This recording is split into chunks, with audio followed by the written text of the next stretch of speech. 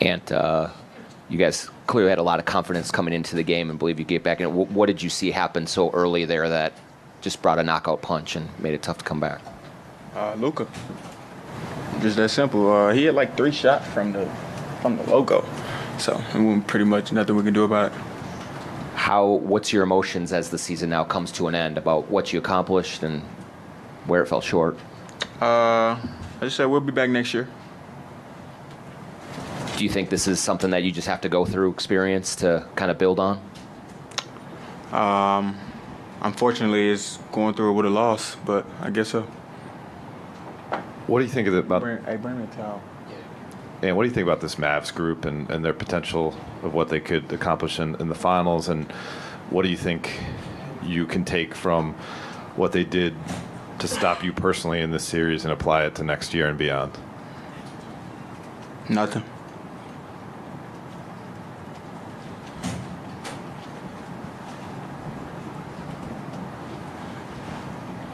And when you kind of look back on this series, maybe early in the series, what do you think this team could have done better, especially on the offensive end of the floor, to try and counteract some of what Dallas was throwing at you?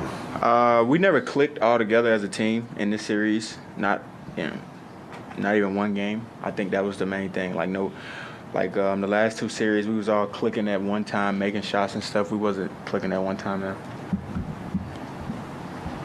Kind of along those lines, you've talked about all season through the playoffs the offensive talent that you guys have on this team. There was times through the regular season where the defense was there and the offense wasn't consistent.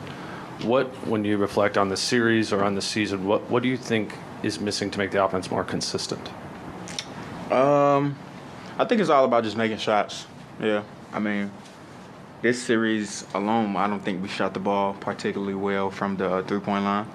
And I think that hurt us. They was able to sit in the gaps all series, make it tough on me.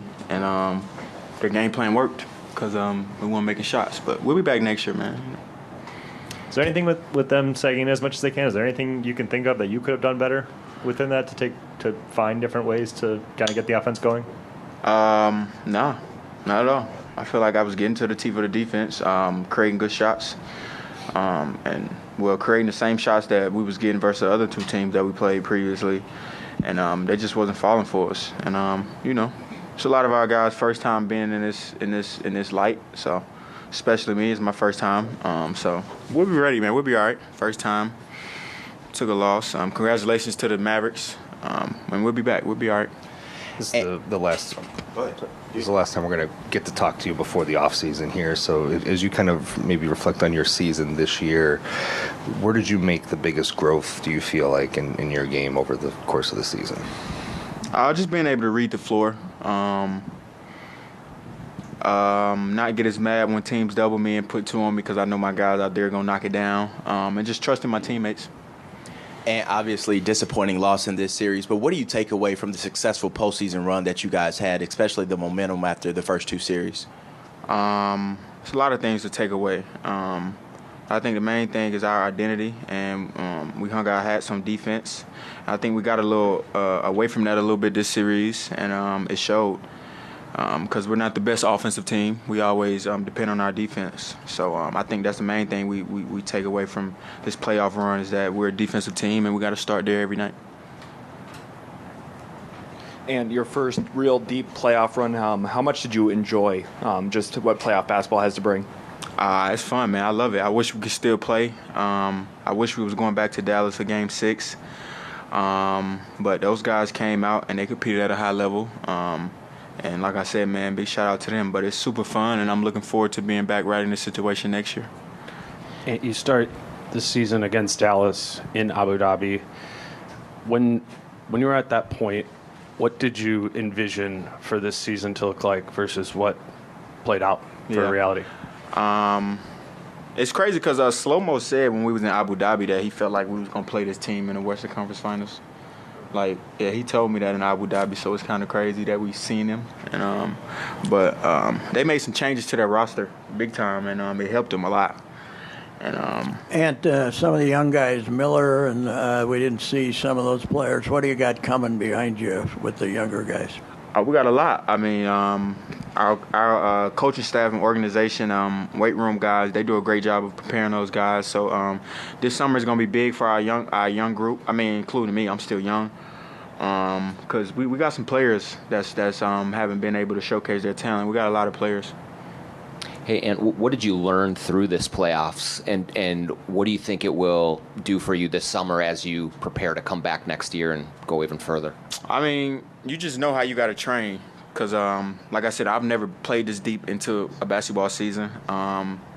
So now I know, like, okay, in order for me to be able to be dominant in the third round, and if we get past the Western Conference Finals and go to the finals, I got to train like I'm going to go to the playoffs. So I can't be missing training days. I can't take days off. I can't, you know what I mean? I got to be ready. So now I know what it takes. I'll be ready.